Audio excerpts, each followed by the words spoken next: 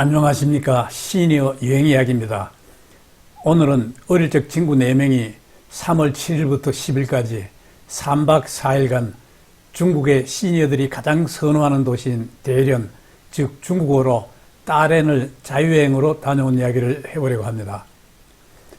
따렌은 중국 야오닝 성에 있는 인구 약 600만 명에 이르는 항구 도시로 야오닝 성도인 선양 다음으로 큰 도시죠.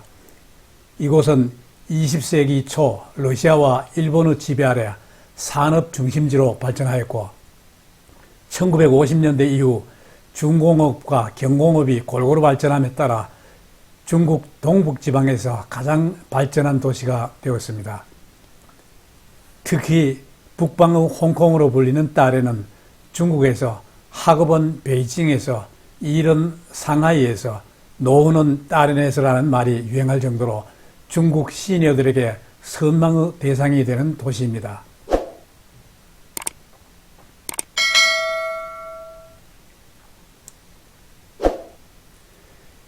우리 일행은 여행 첫날인 3월 7일 오전 10시 반경 인천공항 제2터미널에 도착 1층 3번 출구 옆에서 미리 예약해둔 와이파이 도시락을 수령하고 출국 수속을 밟았죠. 우리는 사전에 예약해둔 대한항공에 미리 모바일 탑승권을 발급해 두었기 때문에 대한항공 카운터에 들리지 않고 곧바로 1번 출국장 옆 교통예약자 우대 출구를 통해 신속하게 출국 수속을 마쳤습니다. 이어 천천히 탑승국 쪽으로 가 12시 50분에 출발하는 중국 따렌행 대한항공 KE873편에 몸을 실었죠.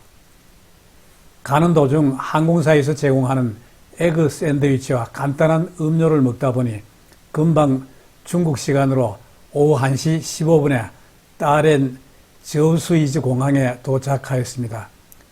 중국으로 들어가기 위해서는 입국 신고서를 작성하여 제출하여야 하는데 중국은 지난 2025년 11월 20일부터 입국 절차를 신속하게 할 수 있도록 전자 입국 신고 제도를 시행하고 있죠. 따라서 우리는 출국하기 전에 미리 전자 입국 신고서를 작성, QR코드를 생성해 두었는데 무슨 영문인지 QR코드가 제대로 작동하지 않아 공항에서 다시 입력하여 입국 수속을 마칠 수 있었습니다.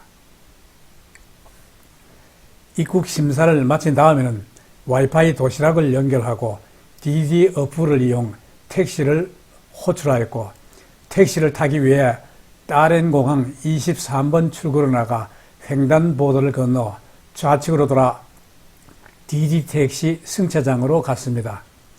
승차장에 도착하니 이미 택시가 도착해 있어 택시를 타고 미리 예약해둔 따렌역 부근에 있는 숙소인 대련 1월탄 대주점, 즉 영어로 썬문 레이크 호텔로 가 체크인을 하였죠. 이어 배정받은 방으로 가 여장을 푼 다음 방을 둘러보니 방도 널찍하고 시설도 양호해 대만족이었습니다. 뿐만 아니라 다음날 아침을 먹기 위해 3층에 있는 호텔 식당으로 가보니 식당이 규모도 상당하고 먹거리도 다양하게 많이 차려두고 있더군요.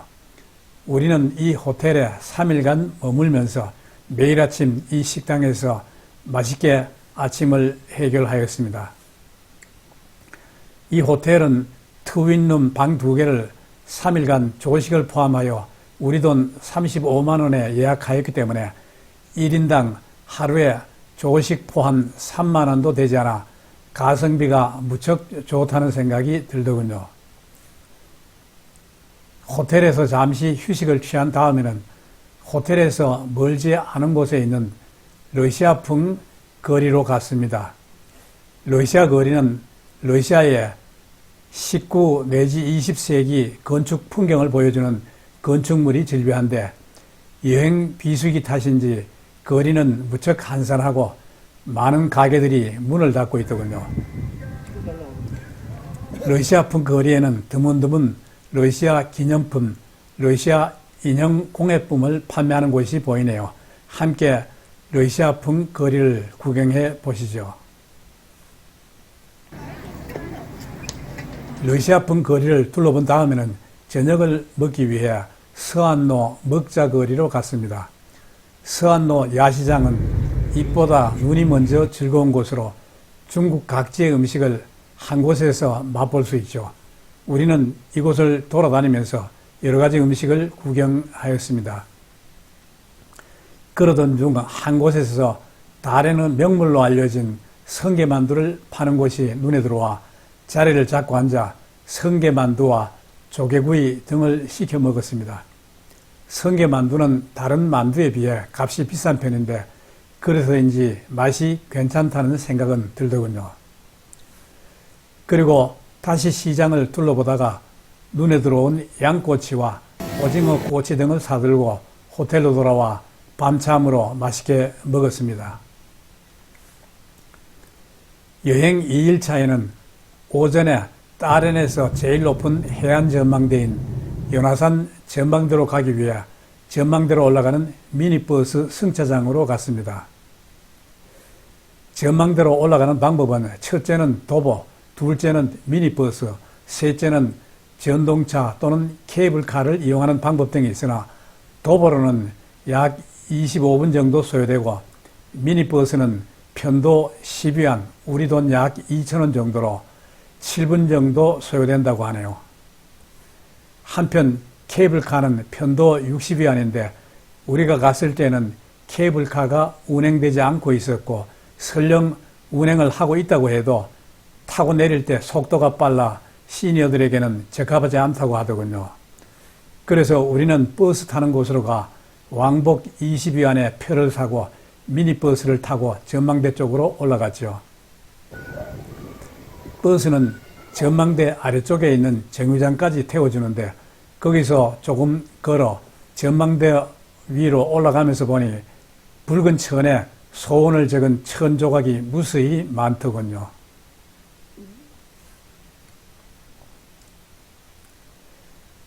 그리고 붉은 천으로 둘러싸인 통로를 올라가면서 보니 움직이지 않는 케이블카가 케이블에 주렁주렁 매달려 있네요. 우리는 전망대 건물로 들어서기 전 만들어둔 테라스에서 잠시 주변 구경을 하였죠. 그 뒤 전망대 건물로 들어서니 1층에 커피숍이 있고 위층 전망대로 올라가려고 하니 입장료 20위안씩을 내라고 하더군요. 입장료를 내고 전망대로 올라가 성해안을 바라보니 날씨가 흐려 잘 보이진 않지만 그래도 성해만 바다와 따렌의 상징인 성해만 대교가 한눈에 들어옵니다. 전망대 여기저기를 다니면서 한참 동안 주변 구경을 하였죠.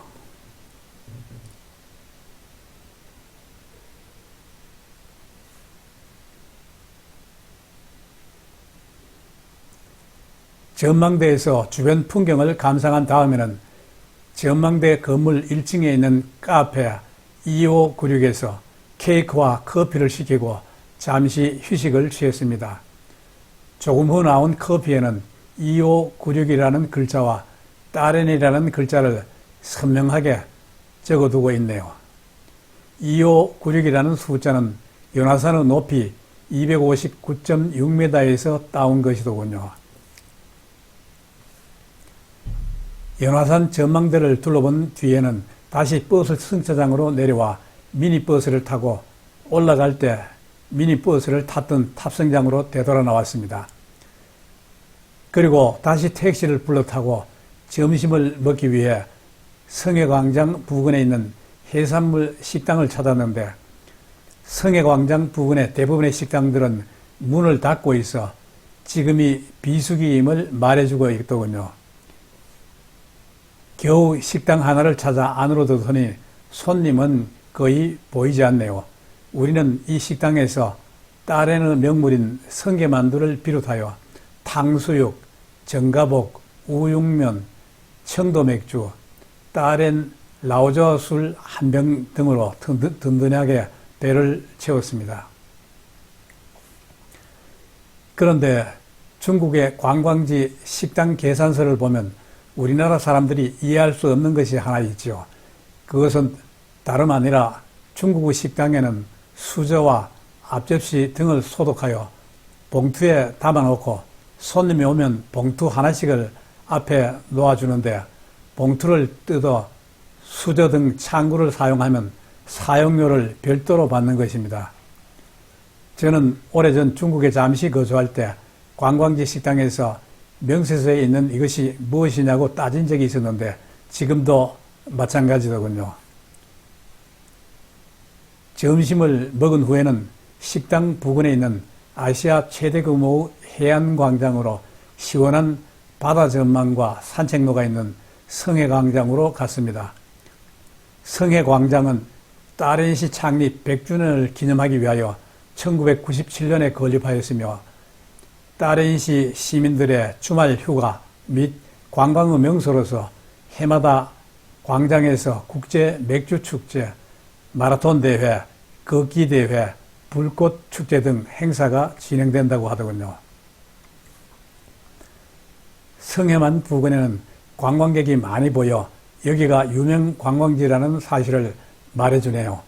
우리는 이곳에서 한참 동안 사람 구경 그리고 무수한 갈매기떼의 군무를 감상하였습니다. 함께 갈매기떼의 군무를 구경해 보시죠.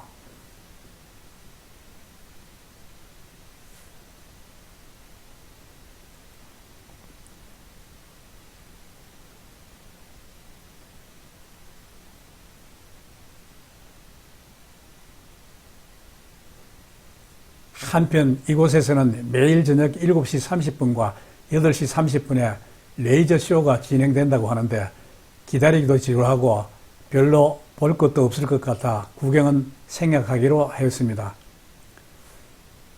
성해광장을 둘러본 다음에는 피로를 풀기 위해 평판이 좋은 곳으로 알려진 마사지샵인 리정당 양생관이라고 하는 집으로 가 1인당 약 우리 돈 3만 원 정도를 지급하고 전신 마사지를 받았습니다. 이 집은 약간의 약재 냄새가 나긴 하지만 실내는 깨끗하였고 마사지를 받고 나니 다소간 피로가 풀린 듯한 느낌은 들더군요. 그러나 이 마사지 샵의 평판은 다소 과장되었다는 느낌이 들었습니다. 여행 3일차 오전에는 노동공원으로 향했습니다. 이 공원은 1898년 러시아 점령기에 만들어진 것으로 이름이 수차례 바뀌었으나 지금은 노동공원이라고 하지요. 노동공원은 다른 중심에 있는 큰 공원으로 벤치, 산책길, 가족 단위 공간이 많아 가벼운 산책과 휴식에 적합하고 특히 여유로운 노년의 일상을 구경할 수 있는 곳이라고 하여 들렸습니다. 공원에 도착해 보니 한 무리의 사람들이 춤을 추고 있고 한편에는 노래를 부르는 분도 계시더군요. 예전 중국에 잠시 거주할 때는 매일 보던 풍경인데 오랜만에 보니 감회가 새로웠습니다. 함께 춤 구경해 보시죠.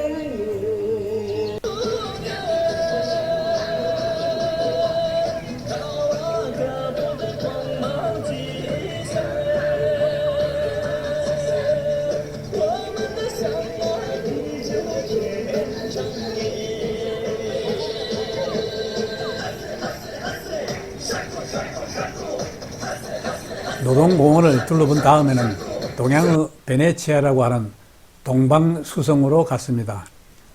따렌에 있는 동방수성은 물의 도시, 낭만의 도시라는 슬로건 하에 유명한 이탈리아의 베네치아를 모방하여 만든 4km에 달하는 인공운하가 있죠. 따라서 유럽에 가지 않아도 베네치아의 낭만과 신비함을 느낄 수 있다고 합니다. 그런데 가는 도중 택시기사가 지금은 동방수성에 가도 볼거리가 없으니 차라리 자연사 박물관으로 가보라고 권유하더군요. 당초 기사가 이런 말을 왜 하는지 이해가 되지 않았는데 동방수성에 도착해 보니 그 이유를 알 수 있더군요. 당초 계획은 동방수성에 가서 곤돌라를 타고 운하를 유람해 볼 생각이었는데 도착해 보니 아직 겨울이라 곤돌라는 운행을 하지 않고 있고 수로에는 쓰레기인지 잡초인지 무척 지저분하더군요. 그래서 문을 굳게 닫고 있는 매표소와 주변 풍경만을 잠시 둘러보고 부근에 있는 카페에 들러 차 한 잔을 마시면서 잠시 휴식을 취했습니다. 이 카페 입구에는 노랑풍선 고객님 웰컴이라는 안내판을 붙여두고 있더군요. 차를 마신 다음에는 라오탄 해양공원에 있는 호랑이 조각광장으로 향했습니다. 라오탄 해양공원은 중국 최대급의 해양 야외 종합 테마파크이자 OA 국가급 명승지로 극지관, 산호전시관, 조류의 숲, 해안동물 공연장, 호랑이 조각광장 등 다양한 볼거리가 있죠. 그런데 라오탄 해양공원에 입장하려면 입장료 220위안, 우리 돈 약 5만 원을 내야 하는데 시니어들에게는 그만한 가치가 있다는 생각이 들지 않더군요. 그래서 이 공원의 상징적인 장소로 무료로 볼 수 있는 호랑이 조각광장을 둘러보는 것으로 만족하기로 하였죠. 이곳에는 중국 최대의 화강암 동물 조각인 6마리의 호랑이 조각상이 설치되어 있는데 이 조각상은 유명한 예술가 한메일인이 디자인하였다고 합니다. 오래전 다롄에 들렸을 때에는 호랑이 조각을 만든 지 오래지 않아 조각상이 흰색으로 깨끗했는데 지금 다시 보니 그동안의 세월의 무게 탓으로 조각상이 많이 퇴색되어 있네요. 호랑이 조각광장을 둘러본 다음에는 점심을 먹기 위해 라오탄 관광지 근처에 있는 몽골식 양고기 전문 식당인 호맹 전양이라는 음식으로 갔죠. 음식점에서 양고기 만두, 양갈비, 양꼬치, 50도짜리 후멍 라오자오라는 이름의 몽골 술 등을 시켜 먹었는데 이곳에서 먹은 양갈비 맛이 오래전 내몽고 후룬베이알 촌 부근에서 먹었던 양고기를 생각나게 하네요. 오랜만에 양갈비를 맛있게 먹었습니다.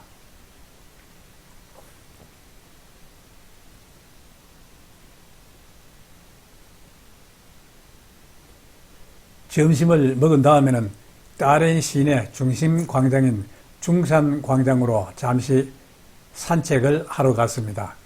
중산 광장은 다롄에 있는 80여 개 광장 중에서 역사가 가장 오래되었으며 중국을 지배할 야유골품은 제정 러시아가 브라디보스톡을 대체할 동북 지역의 거점으로 다롄을 점령하고 1899년에 조성하였다고 하죠. 광장을 빙 둘러싼 열채의 고풍스런 건축물이 중산광장의 하이라이트로 전부 1908년에서 1936년 사이에 건설되었으며 그 중에 르네상스 양식으로 지은 중국은행이 최고 걸작으로 뽑힌다고 하네요. 그런데 이들 열채의 건물은 현재 대부분 은행으로 영업 중점이 눈길을 끌더군요. 한편 일반적으로 여행사의 패키지 여행이나 시니어들의 자유여행 모두 안중근 의사나 신채호 선생이 수감되어 있던 여순 감옥을 둘러보는 것이 보통이지만 우리가 갔을 때에는 마침 문화재보호공사로 잠정 폐쇄하였다고 하여 여순 감옥은 가보지 않았습니다.